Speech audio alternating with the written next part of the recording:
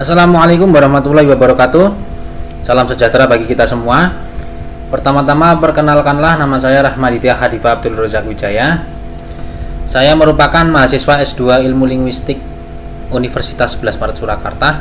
Di sini saya akan menyampaikan makalah saya dengan judul penggunaan ekspresi metaforis berbahasa Jawa dalam trilogi novel Gelonggong, Gelonggong, Arum Dalu, dan Dasamuka. Baik, langsung saja saya mulai pada pendahuluan pertama, yaitu bahwa penelitian ini merupakan kajian stilistika. Stilistika itu adalah ilmu tentang gaya, ya. Jadi stil itu artinya adalah, atau style itu artinya adalah gaya. Dan secara umum itu diartikan sebagai cara-cara yang khas bagaimana segala sesuatu diungkapkan dengan cara tertentu sehingga tujuan yang dimaksudkan dapat dicapai secara maksimal.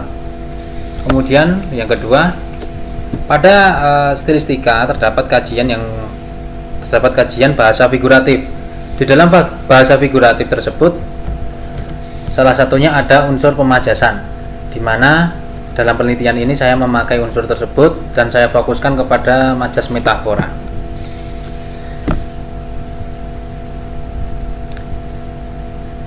Penciptaan metafora didasarkan pada keserupaan atau kemiripan antara dua hal atau antara dua referen, yaitu kemiripan objektif atau konkret dan kemiripan emotif atau perseptual. Kemudian jarak antara tenor atau sesuatu yang diperbandingkan dan wahana atau sesuatu tempat memperbandingkan itu merupakan penentuan daya ekspresif dari metafora. Ketika jarak antara tenor dan wahana cukup berkaitan hubungannya, maka daya ekspresivitasnya akan berkurang. Namun ketika jarak antara keduanya samar-samar, maka justru daya ekspresivitasnya menjadi kuat. Penelitian ini didasarkan pada penelitian yang terdahulu, yaitu yang pertama ada dari Viana 2020 dengan judul Metaphors of Turtle Dove Physical Characteristics in a Japanese Community, a Preliminary Study. Kemudian yang kedua dari Agustina 2017 yang berjudul Identitas Keindonesiaan melalui Penyandera Bentuk Tubuh Indah Masyarakat Jawa. Selanjutnya, rumusan masalah pada penelitian ini yaitu yang pertama, ekspresi metaforis penyandera bentuk fisik perempuan dalam pandangan masyarakat Jawa. Kemudian yang kedua, pengungkapan metaforis melalui peribahasa. Yang ketiga, ungkapan untuk menggambarkan bentuk bangunan. Dan yang keempat, ungkapan tingkat kehidupan sosial orang Jawa dalam trilogi novel tersebut. Selanjutnya, metode data pada penelitian ini diambil dari tuturan metaforis berbahasa Jawa di dalam trilogi novel Gelonggong. Kemudian sumber datanya adalah trilogi novel Gelonggong yang terdiri dari Gelonggong, Arum Dalu, dan Dasamuka.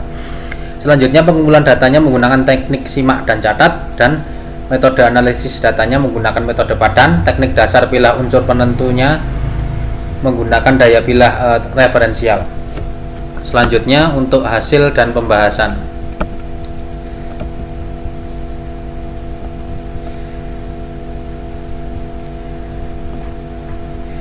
Dari data-data ini sudah saya kelompokkan ya di sini. Jadi ada ngembang bakung, terajumas, nawon kemit, manjang ngilang, dan lain sebagainya.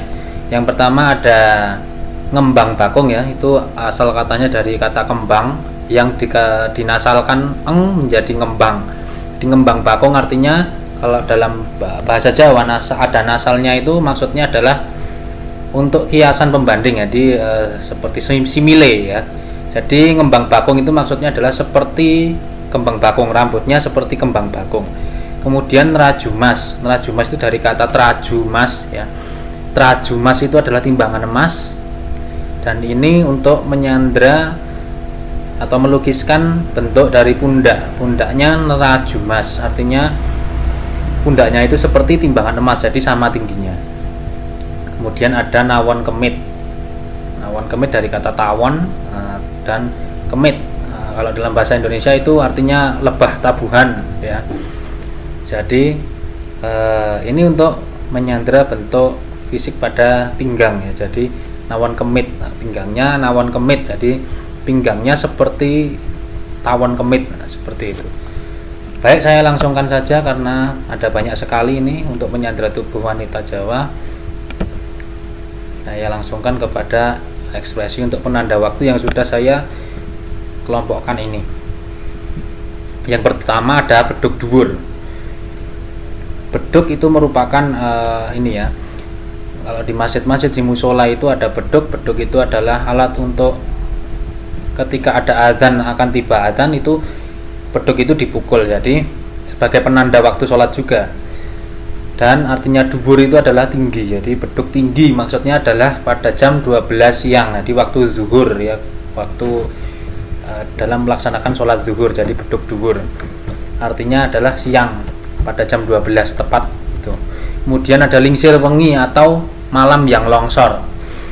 Lingsir itu longsor, wengi itu malam, jadi artinya malam yang longsor itu sekitar pukul 3 ya, 3 dini hari. Kemudian ada pecat sawet. Pecat sawet ini maksudnya adalah ikatan pada tali kerbau.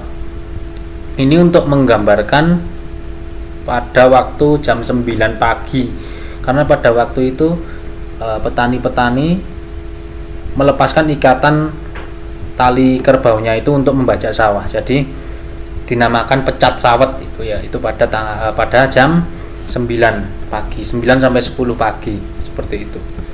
Kemudian selanjutnya ekspresi metaforis sebagai peribahasa yang sudah saya kelompokkan seperti ini. Yang pertama ada ngemut inten. Ngemut inten atau artinya adalah menelan intan ya, itu maksudnya adalah ketika seseorang diam itu bukan berarti dia tidak tahu apa-apa, tetapi barangkali di dalam diamnya itu dia menyimpan sebuah gagasan yang hebat atau sebuah ide yang brilian. Jadi itu yang dinamakan ngemut inten atau menelan intan ya. Kemudian yang kedua ada suwe mijet woing ranti. Jadi woing ranti itu adalah, atau buah ranti itu adalah seperti tomat yang kecil-kecil itu, kemudian digambarkan suwe atau lama, mijet, memijat. Jadi lama memijat buah ranti seperti itu. Padahal kalau kita memijat buah ranti itu tidak lama, hanya gampang sekali rasanya. Jadi tidak lama. Jadi ini untuk menggambarkan sebuah atau sesuatu yang sangat mudah untuk dilakukan. Kemudian yang ketiga ada ketiban daru. Ini ketiban itu artinya kejatuhan, daru itu artinya bulan. Jadi kejatuhan bulan ya, ketiban bulan itu artinya. Maksud dari makna dari tuturan ini adalah atau ekspresi metaforis ini adalah keterkejutan seseorang ya ketika mendapatkan sebuah keberuntungan yang beruntun seperti itu. Jadi ketiban daru itu maknanya seperti itu. Kemudian selanjutnya adalah ekspresi metaforis bentuk bangunan ya, yang sudah saya kelompokkan lagi menjadi seperti ini. Yang pertama ada mager saren, megar payung, dan ngendil. Mager saren, mager itu maksudnya adalah memagari atau mageri.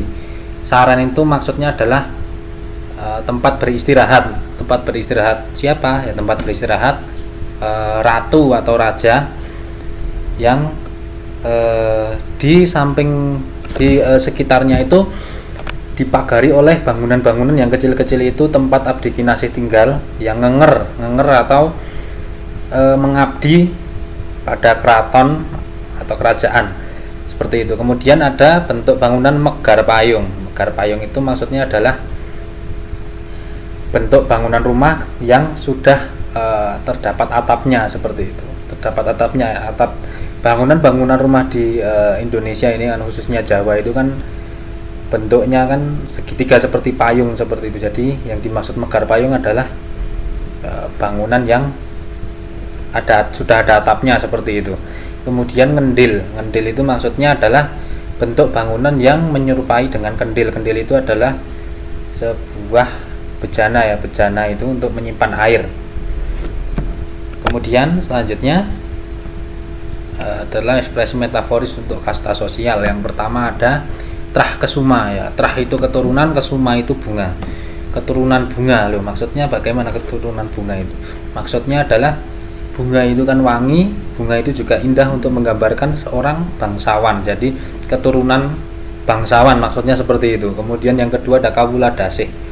Kawula dasih itu maksudnya adalah, kawula itu adalah kaum, dasih itu adalah kekasih ya, kaum yang dikasihi. Jadi ini bisa untuk menggambarkan rakyat biasa seperti itu. Kemudian wong durjana, wong itu orang, durjana itu perbuatan yang buruk untuk dilakukan. Jadi maksudnya adalah maknanya seseorang yang melakukan perbuatan seperti judi, minum minuman keras, kemudian membegal seperti itu. Kemudian yang terakhir ada pidak pedaraan. Pidak itu artinya adalah menginjak, pedaraan itu artinya adalah tanah ya. Jadi pidak pedaraan maksudnya itu adalah menginjak tanah seperti itu. Jadi menggambarkan untuk seseorang yang digambarkan hanya sebagai figura atau tokoh pelengkap saja seperti itu. Ini juga bisa untuk menggambarkan kondisi seorang rakyat jelata ya, seperti itu, yang hidupnya itu serba kesusahan. Kemudian kita sampai pada kesimpulan ya. Jadi itu tadi ungkapan-ungkapan metaforis berbahasa Jawa dalam trilogi novel Gelonggong. Jadi masing-masing diberikan untuk memberikan identitas kepada pembaca bahwa trilogi novel tersebut merupakan novel yang berlatar belakang kehidupan pada masa kolonial dan tokoh-tokoh di dalamnya merupakan orang Jawa. Selain itu, digunakannya ungkapan metaforis tersebut didasarkan pada upaya untuk memperkenalkan khasanah warna lokal Jawa melalui novel. Saran untuk peneliti selanjutnya dapat mengkaji aspek-aspek yang lain ya, khususnya pada majas yang lain selain metafora dan diksi. Baik, akhirnya sampai pada penghujung presentasi saya. Saya ingin berterima kasih karena telah memberikan waktu dan tempatnya pada saya untuk mempresentasikan hasil dari penelitian saya. Wabillahi taufiq wal hidayah. Wassalamualaikum warahmatullahi wabarakatuh.